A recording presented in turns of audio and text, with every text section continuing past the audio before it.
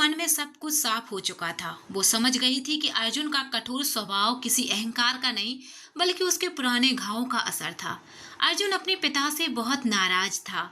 उसे हमेशा लगता था कि उसके पिता ने उसकी माँ को भुला दिया, जैसे वो उनके लिए कोई मायने ही नहीं रखती थी।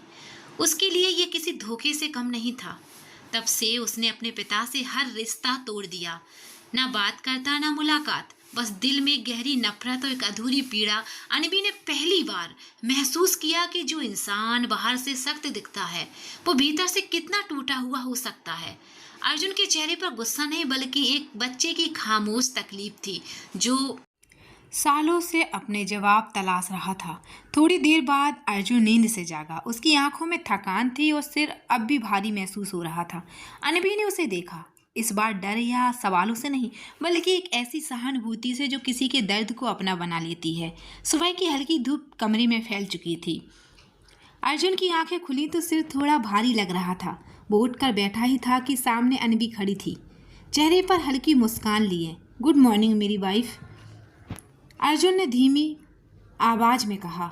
अनबी ने शरारती अंदाज में भौहें उठाई। गुड मॉर्निंग मिस्टर राठौर, अब हर सुबह गुड मॉर्निंग किसके साथ ही मिलेगी? अर्जुन थोड़ा चौंका। क्या मैंने कुछ कहा था? अनबी हंसी रोकते हुए बोली, कहा नहीं, किया था। कल रात तुमने पार्टी में नशे में मुझसे जरा ज़्यादा ही प्यार जताया था। अर्जुन ने माथे पर हाथ रखा। क्या मैंने तुम्हें किस किया? मुझे कुछ भी याद नहीं है, अनबी ने मुस्कुराते हुए कहा। शायद तुम्हें याद ना हो, लेकिन पूरी पार्टी को याद है कि तुम मुझे किस तरह मेरी वाइफ कहकर सबसे मिलवा रहे थे। अर्जुन का चेहरा शर्म और घबराहट से लाल हो गया। ओह नो, मैंने सच में ऐसा किया? अनबी ने पास आकर धीरे से कहा। हाँ, और जान लो? अर्जुन ने हैरानी से पूछा। मैंने क्या किया था अनबी? कहीं मैंने कुछ गलत तो नहीं कर दिया? उसकी आंखों में डर साफ झलक रहा था। उसे लग रहा था कि शायद उसने नशे में कोई ऐसी गलती कर दी होगी जिसके लिए अनबी उसे कभी माफ नहीं करेगी। अनबी ने उसकी ओर देखा। होठों पर वही शरारती मुस्कान थी। उसे पता था कि अर्जुन को कुछ भी याद नहीं है और यही तो उसका मौका था थोड़ा मजा लेने का। हाँ, तुमने तो कमाल ही कर दिया था, अनबी ने बनावटी गुस्से में कहा। तुमने पार्टी में सबके सामने टीना को किस किया था? अर्जुन की आंखें चौड़ी हो गईं। क्या मैंने टीना को किस किया था? ये कैसे हो सकता है? उसकी आवाज़ में गुस्सा और बेचैनी दोनों थी। उसे तो टीना की शक्ल तक पसंद नहीं थी और अब ये सुनकर उसका माथा गर्म हो गया था। अनबी उसके चेहरे के बदलते भाव देखती रही। पहले डर, फिर झटका, फिर गुस्सा और आखिर में फिर पूरी कन्फ्यूजन। अर्जुन गुस्से में बिस्तर से उठा। उसने अब जल्दी जल्दी अपने कपड़े पहनना शुरू किए, पर तभी उसकी नज़र अनबी पर पड़ी और जैसे समय वहीं थम गया। अनबी ने झट से अपनी गर्दन ढकने की कोशिश की, लेकिन देर हो चुकी थी। अर्जुन की नज़र उस हल्के से निशान पर जा चुकी थी जो शायद रात की किसी भूल या चाहत की गवाही दे रहा था। वो ठिठक गया। चेहरे पर हैरानी और आंखों में सवाल थे। ये क्या है अनबी? उसने गहरी आवाज में पूछा। उसके लहजे में गुस्से से ज़्यादा एक डर और बेचैनी थी। अनबी ने नज़रें झुका ली। वो कुछ नहीं, बस यूं ही। अर्जुन ने उसकी आंखों में देखा और अगले ही पल उसे सब याद आ गया। रात की धुंधली यादों में वो पल जब उसने अनबी को करीब खींच लिया था और शायद वही निशान उसी की नादानी का सबूत था। तो ये मैंने किया है ना? अर्जुन की आवाज़ में पछतावा था। अर्जुन के मन में अपराध बोध साफ झलक रहा था। उसे लग रहा था कि उसने अनबी को किसी तरह दुख पहुंचाया है।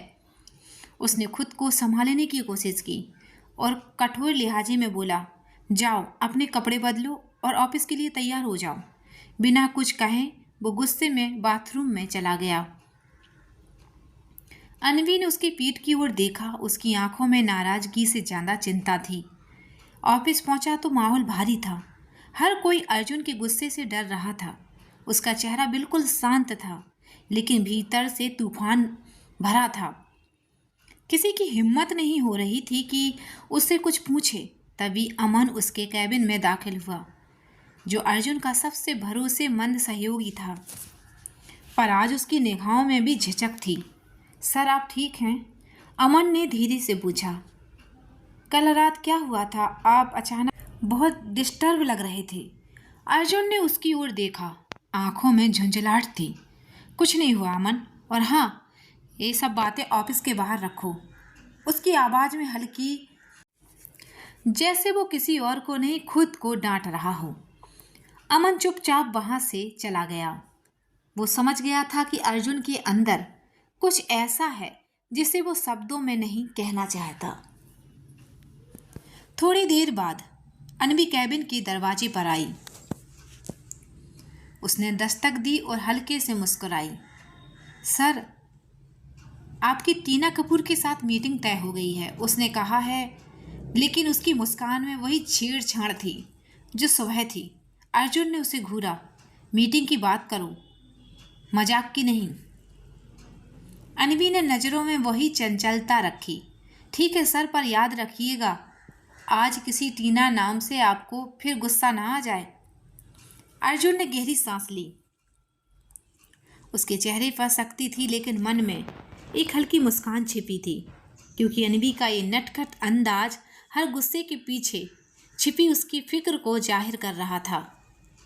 अंदर टीना कपूर पहले से ही मौजूद थी। जैसे ही अर्जुन अंदर आया, टीना की आंखों में एक चमक आ गई। वो मुस्कुराई, जैसे उसे इस पल का इंतजार था। ओह अर्जुन, आखिर तुम आ ही गए, टीना ने आत्मविश्वास के साथ कहा।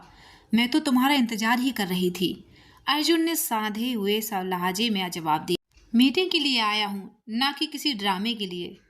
बात काम की करें। टीना ने होंठों पर मुस्कान रखी। जरूर, पर कुछ बातें काम से ज़्यादा ज़रूरी होती हैं। मीटिंग शुरू हुई।